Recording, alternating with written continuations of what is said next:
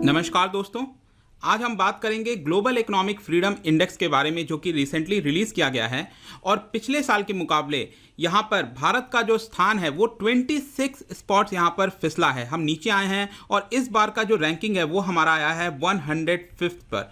तो मैं आपको इस वीडियो में बताऊंगा कि एग्जैक्टली ये जो ग्लोबल इकोनॉमिक फ्रीडम इंडेक्स है इसका मतलब क्या होता है, इसको पब्लिश कौन करता है, और यहाँ पर ये ईज ऑफ डूइंग बिजनेस से आप इसको कंफ्यूज मत करिएगा, ये काफ़ी ज़्यादा डिफरेंट होता है, काफ़ी इंटरेस्टिंग होने वाला है। चलिए आगे बढ़ते हैं। मैं हूं अंकित अग्रवाल और अपडेट के लिए आप मुझे फॉलो कर सकते हैं इंस्टाग्राम, फेसबुक और ट्विटर पर। मेरे लेक्चर की हर पीडीएफ आपको फेसबुक पर तो मिलेगी ही, प्लस साथ में आप मेरा टेलीग्राम चैनल ज्वाइन कर सकते हैं by searching Ankit Agarwal official. और अगर आप यूपीएससी की तैयारी कर रहे हैं तो आपके लिए सुनहरा मौका है। स्टडी आई आपके लिए स्मार्ट कोर्स है जिसके थ्रू आप अपनी प्रिपरेशन और भी ज़्यादा अच्छे तरीके से कर सकते हैं।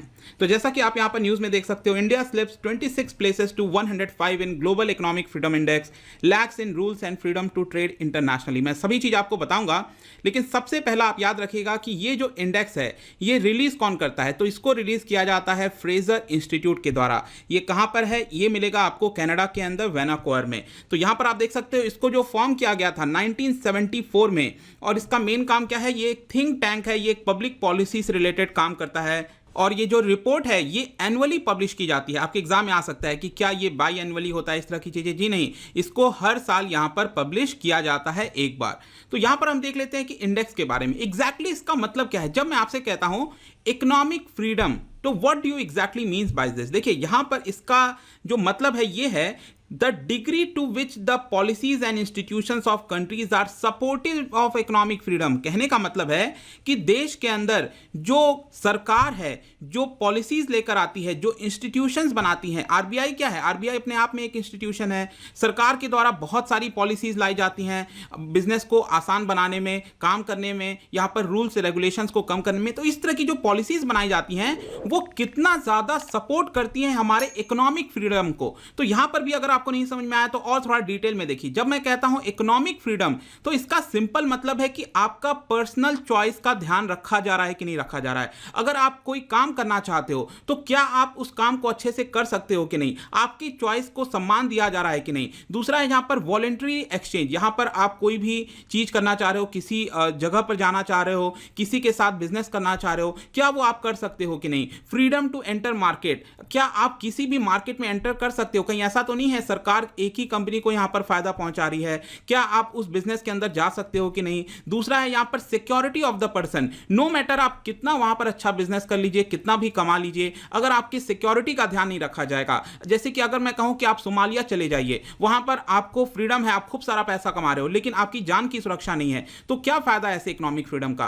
फिर लास्ट में आता है यहां पर प्राइवेटली ओन्ड प्रॉपर्टी। मतलब कि आप अपने बिजनेस करके, काम करके आपने यहां पर जो प्रॉपर्टी है उसको बना लिया उस देश के अंदर, लेकिन उसकी प्रोटेक्शन नहीं की जा रही है, सरकार मनमाने तरीके से उसको ले लेती है। तो इन सभी चीजों को हम कहते हैं एक तरह से इकोनॉमिक फ्रीडम। तो ये जितने भी मैंने आपसे इकोनॉमिक फ्रीडम बताए, इसको क्या सरकार की पॉलिसीज और जो इंस्टीट्यूशंस हैं क्या इसको सपोर्ट करती हैं कि नहीं। तो इसी को बेसिकली यहां पर कहा जाता है ग्लोबल इकोनॉमिक फ्रीडम, और इसी के बेसिस पर यहां पर एक इंडेक्स निकाला जाता है। अब देखिएगा यहां पर जो इंडेक्स है उसके 5 ब्रॉड पैरामीटर्स आपको देखने को मिलेंगे, 5 मेन एरियाज, जैसे कि यहां पर आप देख सकते हो। और इसके अंदर भी क्या होता है, कई सारे सब कंपोनेंट होते हैं। जो टोटल यहां पर कंपोनेंट हैं उसको अगर आप मिला दोगे तो टोटल 42 कंपोनेंट्स के थ्रू यहां पर इंडेक्स प्रिपेयर किया जाता है। तो इतना ज्यादा डिटेल में आपको जाने की जरूरत नहीं है 42 कितने हैं, लेकिन हां ये जो 5 ब्रॉड पैरामीटर्स हैं ये आपको पता होना चाहिए। आपके मेंस आंसर राइटिंग के हिसाब से भी अगर आप इसको मेंशन करते हैं तो काफी ज्यादा अच्छा होगा। तो देखिए सबसे पहला यहां पर क्या कह रहा है, it is about size of the government. कहने का मतलब है कि यहां पर हम जब बात करते हैं ना मिनिमम गवर्नमेंट मैक्सिमम गवर्नेंस, तो लगभग उसी की यहां पर बात हो रही है। अगर सरकार का दखल इकोनॉमी में बहुत ज्यादा होगा, सरकार खुद ही बिजनेस करेगी, तो क्या जो इंडिविजुअल चॉइस है वो कम होगा कि नहीं होगा। मतलब कि सरकार को अपने रोल को कम करना चाहिए। जो सरकार की डिसीजन मेकिंग है इकोनॉमी से रिलेटेड, वहां पर सरकार का दखल कम होना चाहिए, जिसकी वजह से क्या होगा, अगर सरकार का दखल कम होगा तो यहां पर जो इंडिविजुअल चॉइसेस हैं उसको ज्यादा फ्रीडम मिलेगी उसको ज़्यादा स्वतंत्रता मिलेगी। तो पहला पैरामीटर ये हो गया। दूसरा है यहाँ पर legal system and property rights. क्या वहाँ पर उस देश के अंदर जो लीगल सिस्टम है वो बेहतर है कि नहीं है। अगर आपको कोई प्रॉब्लम हो गई है बिजनेस करने में, यहाँ पर कोई केस चल रहा है तो उसको कितना समय लग जा रहा है, और साथ में यहाँ पर जो आपकी प्रॉपर्टी है क्या उसको आप सही तरीके से प्रोटेक्शन मिल रही है कि नहीं, पर्संस की प्रोटेक्शन मिल रही है कि नहीं। And let me tell you, ये वाला जो पैरामीटर होता है that is legal system and property right, it is one of the most important function of the government. आज के डेट में सरकार का मेन काम क्या है कि आपकी जान की सुरक्षा करना, यहां पर आपकी जो प्रॉपर्टी है उसको सेव रखना, कहीं ऐसा ना हो जाए कि यहां पर किसी ना किसी प्रकार से उसको ले लिया जाए। तीसरा आता है यहां पर साउंड मनी। देखिए साउंड मनी का सिंपल मतलब है कि यहां पर बहुत ज्यादा इन्फ्लेशन नहीं होना चाहिए। सपोज मैं कहता हूं पिछले 10 साल से आपने खूब काम किया और यहां पर आपने पैसा धीरे धीरे जुटाया और 10 लाख 20 लाख रुपए आपने अपने सेविंग्स में रख लिए, लेकिन सपोज अभी 10 साल के बाद अचानक से इन्फ्लेशन बहुत ज्यादा बढ़ने लग जाएगा, अचानक से 50% का इन्फ्लेशन आ जाएगा, 100% का इन्फ्लेशन आएगा, जैसे कि आपने वेनेजुएला में देखा होगा, जिम्बाब्वे में देखा होगा। तो वहां पर क्या होता है कि आपने जो इतनी कमाई की है पिछले 10 साल 15 साल मेहनत कर उस कमाई का कोई बहुत ज्यादा वैल्यू नहीं रह जाता है। क्यों? क्योंकि जितना ज्यादा इन्फ्लेशन बढ़ता जाएगा जो वैल्यू है मनी की वो यहां पर कम होती है। तो यहां पर जो साउंड मनी पॉलिसी है उसको सरकार को देखना चाहिए। फोर्थ है यहां पर फ्रीडम टू ट्रेड इंटरनेशनली। ऐसा तो नहीं है कि वहां पर जो आप गुड्स का प्रोडक्शन कर रहे हो, अगर आप उसको एक्सपोर्ट करना चाहते हो, कोई चीज इंपोर्ट करना चाहते हो, सरकार यहां पर पॉलिसीज के थ्रू उसको रोक रही है, तो यहां पर फ्रीडम नहीं है, तो इसमें भी फ्रीडम देना चाहिए। तो ये आपका फोर्थ ब्रॉड पैरामीटर हो गया। और लास्ट है यहां पर रेगुलेशन, मतलब कि यहां पर सरकार को जो रूल्स एंड रेगुलेशन है उसको और ज्यादा सिंप्लीफाई करना चाहिए, ताकि जो आप चीजें कर रहे हो, इकोनॉमी से रिलेटेड चीजें कर रहे हैं, उसमें यहां पर ज्यादा यहां पर आसानी आ सके। तो इसी को रेगुलेशन के तौर पर ये 5 ब्रॉड पैरामीटर्स हैं जिसके थ्रू यहां पर डिसाइड किया जाता है कि कौन सी देश की क्या रैंकिंग होगी। और जैसा मैंने आपको ऑलरेडी बता दिया, इसके अंदर टोटल 42 डेटा पॉइंट्स आते हैं, इसके सब पॉइंट्स आते हैं, मैं आपको आगे दिखा दूंगा जस्ट एक बार।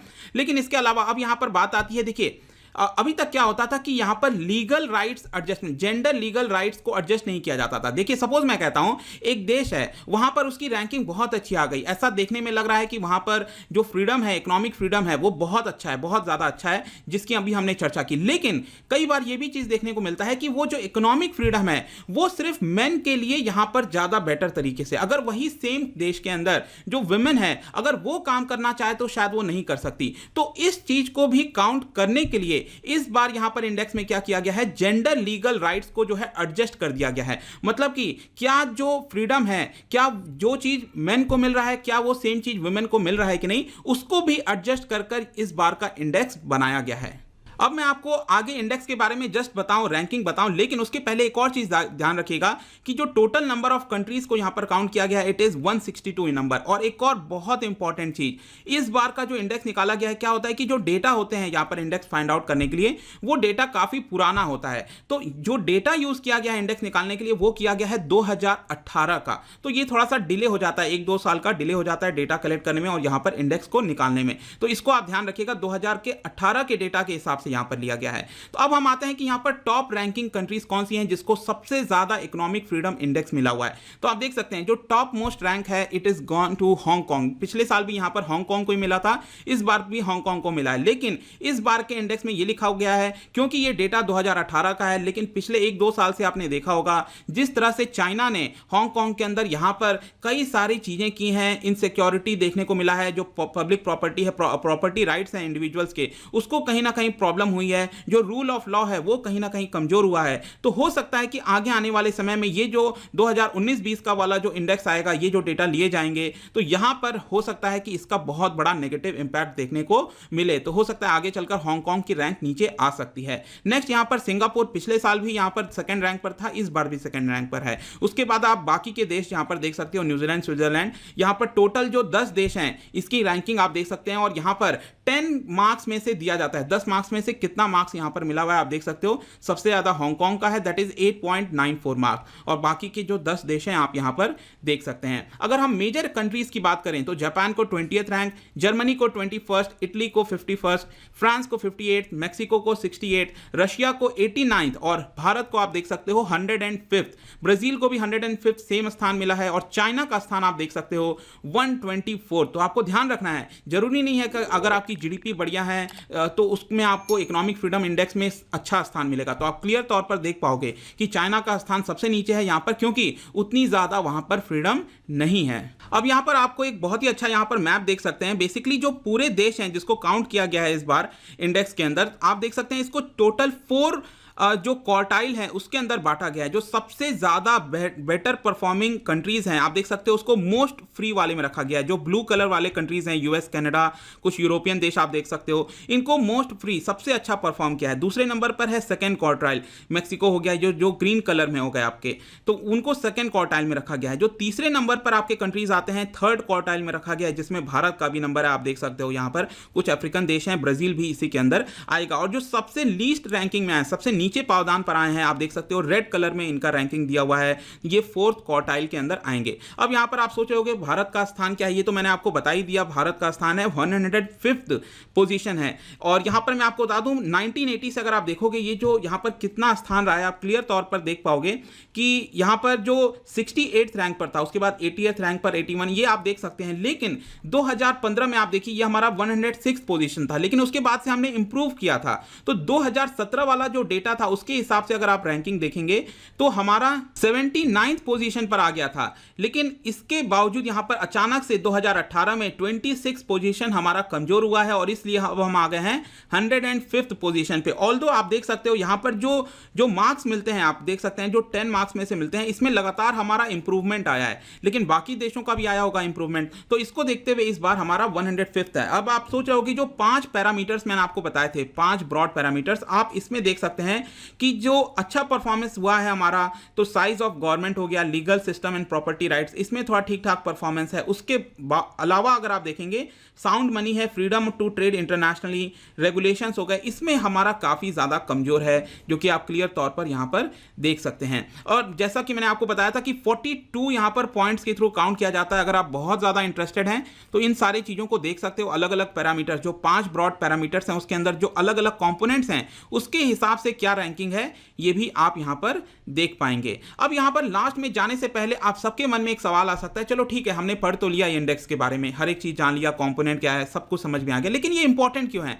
आखिरकार इंडेक्स से फायदा क्या होता है? देखिए यहां पर यह बोला गया है कि जो देश यहां पर अच्छा परफॉर्म करता है इस पर्टिकुलर इंडेक्स में, मतलब वहां पर ज्यादा इकोनॉमिक फ्रीडम दी जाती है, वहां पर यह फाइंड आउट किया गया है कि उस देश के अंदर आपको हायर इन्वेस्टमेंट रेट देखने को मिलेगा, वहां पर रैपिड इकोनॉमिक ग्रोथ देखने को मिलेगा, हायर इनकम लेवल देखने को मिलेगा, यहां पर जो पॉवर्टी रेट है उसमें काफी तेजी से डिक्लाइन देखने को मिलेगा। तो ये सारी चीजों का फायदा देखा गया है जो भी कंट्री यहां पर इस इकोनॉमिक फ्रीडम इंडेक्स के अंदर अच्छा परफॉर्म करती है। तो आई होप दोस्तों ये जो आपका वीडियो था रिगार्डिंग इकोनॉमिक फ्रीडम इंडेक्स 2020, यहां पर सभी कुछ आपको यहां पर जानने को मिल गया होगा आपके एग्जामिनेशन पॉइंट ऑफ व्यू से। अगर आप उनसे इकोनॉमी पढ़ना चाहते हैं, कोई कोर्स परचेस करना चाहते हैं, लेट मी टेल यू यहां पर जो 1000 इकोनॉमी का कोर्स है, एमसीक्यू का कोर्स है, ये ऑलरेडी 97 वीडियोस हो चुका है। और आप जब चाहो यहां पर स्टडी IQ ऐप पर जा सकते हैं। काफी कॉम्प्रिहेंसिव ये कोर्स मैंने बनाया है जहां पर एमसीक्यू के माध्यम से जितनी भी लगभग चीजें हैं इकोनॉमी से रिलेटेड वो मैंने कंप्लीट कर दी है। किसी भी इंक्वायरी के लिए आप मुझसे डायरेक्टली इंस्टाग्राम पर जुड़ सकते हैं, यहां पर मैं डेली एक एमसीक्यू डालता हूं,